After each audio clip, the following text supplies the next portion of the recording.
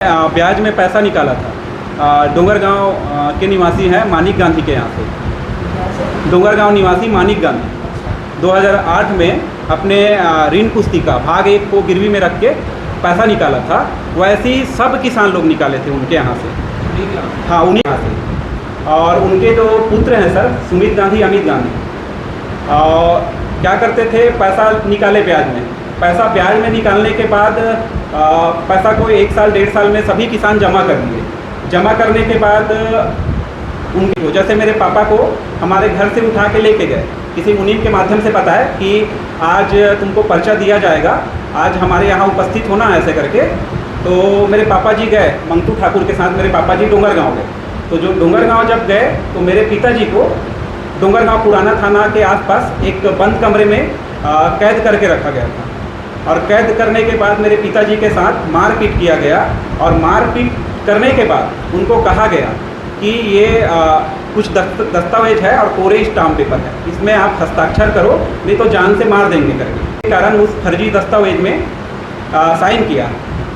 और वैसे ही पूरे किसान को एक एक करके उठा के लेके जाते थे, या तो किसी के अपने मुनीम के माध्यम से सूचना दे के बुलाते थे डोंगरगांव में। और सभी किसानों के साथ ऐसी फर्जी रजिस्ट्री किया गया है। कोई भी किसान कृषि रजिस्ट्रार ऑफिस में उपस्थित नहीं हुआ है। जैसे वो ताम्रध्वज सोहन नेताम हैं, उनको उनके घर से उठा के, उनको और उनके भाई को घर से उठा के लाया गया। और खुज्जी के आसपास नाली पार है, नाली पार में लगभग 7 बजे के आसपास उनके साथ मारपीट करके उनको फर्जी स्टाम्प पेपर में, कोरे स्टाम्प पेपर में और फर्जी रजिस्ट्री के दस्तावेज में उनको साइन कराया गया। और इनको और इनके दोनों भाइयों को वहीं पर रास्ते में छोड़ दिया। अब ऐसा हो गया, तुम घर चले जाओ, ऐसे करके। इन लोग पैदल दोनों भाई शाम को घर गए। ऐसा घटना। मेरा नाम लीलाराम साहू है सर, ग्राम बनियाटोला से हूँ मैं। हमारे पिताजी के द्वारा जो पैसा लिया गया था सर, उस पैसे को लेने के समय तो उनके द्वारा हमारे से साइन कराया गया था, एक स्टाम्प में साइन कराया गया था। लेकिन जब हमने पैसा जमा किया तो हमारे को कोई भी सबूत या कोई भी पावती नहीं थी। 1,20,000 समथिंग पैसा था सर। वो पूरा पैसा केस में लौटा दिया गया था उनको। कितना एकड़ ज़मीन आपका होगा? हमारा 2 एकड़ का ज़मीन है सर। 2 एकड़ ज़मीन जो फर्जी रजिस्ट्री बोल रहे हैं सर, धोखाधड़ी से, उसमें एक पूरा मामला तो भी दीपक नंदेश्वर के द्वारा बताया गया सर। आगे के मामला ये है सर कि वो रजिस्ट्रार का पंजीयन कापी जो है, रजिस्टर, वो वहाँ से सर डोंगरगांव के जो जगह पे हमारा रजिस्ट्री हुआ ज़मीन, उस जगह पे कैसे पहुँचा। एक सरकारी कागजात जो कि बिना किसी के परमिशन से बाहर नहीं निकलता है, उस पंजीयन रजिस्टर वहाँ तक पहुँचा हुआ है सर, जहाँ पर इन लोगों से दबावपूर्ण साइन करा के रजिस्ट्री किया गया। और इसके लिए सर हम लोगों ने राजनीतिक में बोले आज के समय में, तो माननीय श्री बृजमोहन अग्रवाल जी के पास 2 से 3 बार, माननीय अध्यक्ष महोदय, विधानसभा अध्यक्ष महोदय के पास में 3 से 4 बार, माननीय ओपी चौधरी साहब के पास में हमने चक्कर लगाए हैं सर। लेकिन अभी तक हमारे को कोई भी संतोषजनक अभी तक निष्कर्ष सामने नहीं आया है। जिसने आपकी ज़मीन रखी है, फर्जी धोखाधड़ी कराई है, कभी आपने उनके पास, आप लोग गए, बोले कि हमारी ज़मीन को आपने फर्जी रजिस्ट्री करा दिया, धोखाधड़ी करा दिया, वापस करो, आपने कभी बोला? जिस समय हमारा हुआ सर, उन लोग जिस समय हम लोग को दबावपूर्ण रजिस्ट्री कराया गया, उस समय उनको बोले गए। उनके बाद भी उनसे मिलने की कोशिश की कि हमारे साथ जो किए आप लोग किए सही नहीं है, हमारा ज़मीन को वापस किया जाए, हमने पैसा दिया है। लेकिन कभी मिलना नहीं चाहे हमारे से। कभी धोखाधड़ी के लिए आप आरोप लगा रहे हो, तो क्या उन्होंने पैसा दी रजिस्ट्री के समय और आपके परिवार वालों को ज़मीन के बदले में? नहीं समझे, वापस रजिस्ट्री कराते समय और पैसा दिया उन्होंने आपको? नहीं सर, कोई पैसा नहीं दिया गया है सर। सिर्फ दबावपूर्ण हमारे को रजिस्ट्री कराया गया है। क्या नाम है आपका? लीलाराम साहू, श्री भारत लाल साहू। ये दाऊटोला के निवासी हैं। ये इनके पिताजी को और इनको घर से उठा के 4 पहिया वाहन में घर से उठा के लेके गए। और वही रजिस्ट्री के दस्तावेज में दस्तखत कराया। दस्तखत होने के बाद इनको और इनके पिताजी को खेत में ही मार के छोड़ दिए थे। तो इनके यहाँ पिताजी मूर्छित अवस्था में खेत में ही पाया गया। जैसे पीताम्बर जी हैं, इनको भी पर्चा देने के बहाने से डोंगरगांव बुलाए और पुराने थाने के आसपास इनको भी बुलाए और इनके साथ भी जोर जबरदस्ती करके मारपीट करके रजिस्ट्री की है। पर्चा पट्टा देने के नाम से बुलाया और उनके साथ भी यही की है। मतलब सभी किसानों के साथ। अभी तो हम लोग 10 किसान आए हैं, ऐसे 59 किसान हैं सर, 59 किसान जो बोल रहे हैं इनका अगर हो जाएगा तो हमारा भी हो जाएगा करके घर में चुपचाप बैठे हैं। और इस संबंध में सर हम लोग माननीय डॉक्टर रमन जी के साथ भी जी लोग सूचना का अधिकार निरत करते गया। उसके बाद सर मेरे पिताजी और साथ में इतने किसान लोग हैं इन लोग सर सिविल का सहारा लिए, सिविल का सहारा लिए सर, सिविल का सहारा लिए 1-1.5 साल केस चला सर। उसके बाद सिविल से निर्णय आया सर कि 8 हेक्टेयर असिंचित और 5 हेक्टेयर सिंचित के कैटेगरी में हम सब किसान आते हैं। और उसमें एक आर्टिकल लगा है सर, आर्टिकल 1976, ये ऋण मुक्ति अधिनियम है छत्तीसगढ़ समाज के कमजोर वर्गों के लिए। आर्टिकल 1976 जो ऋण मुक्ति अधिनियम के तहत डायरेक्ट सिविल कोर्ट ने ये कहा है, इनका सुनवाई करने का क्षेत्राधिकार केवल और केवल अनुभागी अधिकारी राजस्व को है। ये फर्जी रजिस्ट्री के संबंध में है सर, और जो फर्जी रजिस्ट्री के हैं सुमित गांधी, अमित गांधी निवासी डोंगरगांव के हैं। हाँ, धोखाधड़ी से रजिस्ट्री किए, उसके संबंध में आज हम लोग यहाँ प्रेस में आए हैं। ये मामला सर 2008-9 का है। ये मेरे पिताजी और सभी किसानों ने डोंगरगांव निवासी मानिक गांधी के यहाँ से ब्याज में पैसा निकाले थे, और ब्याज में पैसा निकालने के बाद अपना ऋण पुस्तिका भाग 1 को गिरवी में रख के ब्याज में पैसा निकाले थे।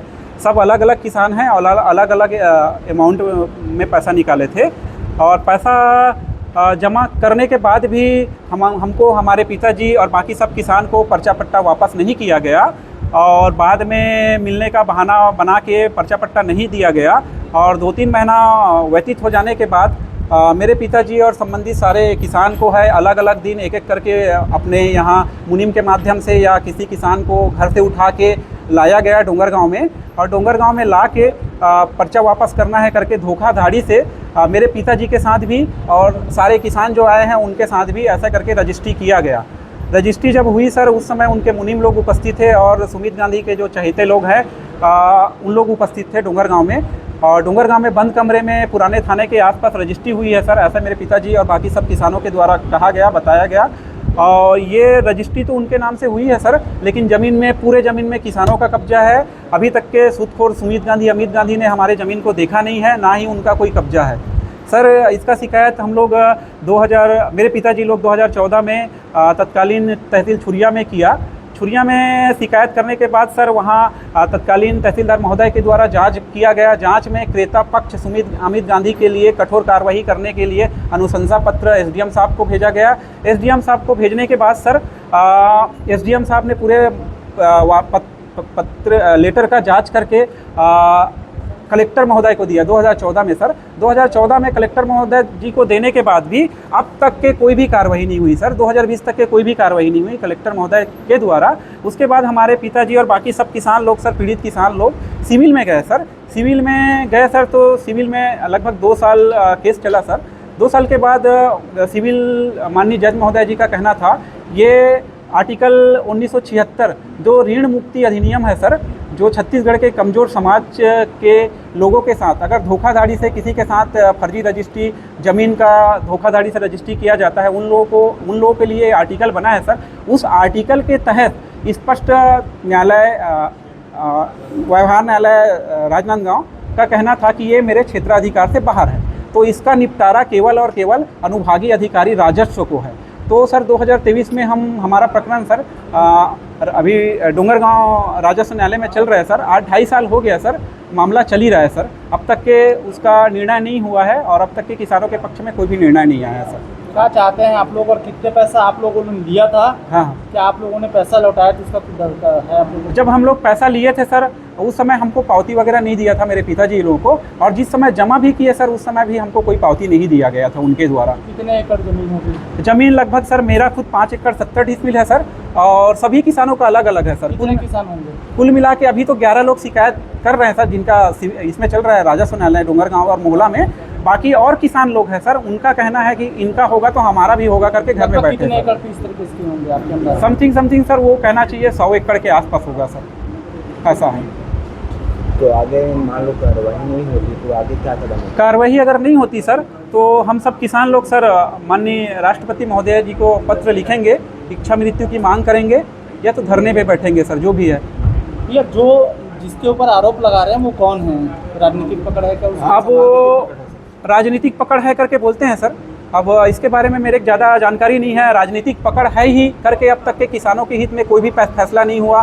थाने में शिकायत करने के बाद भी कोई कार्रवाई नहीं हुई, तो राजनीतिक कहीं ना कहीं पकड़ है सर। आपका नाम? मेरा नाम दीपक नांदेश्वर है सर। मैं स्वर्गीय डॉक्टर तोलालाल नांदेश्वर का लड़का हूँ।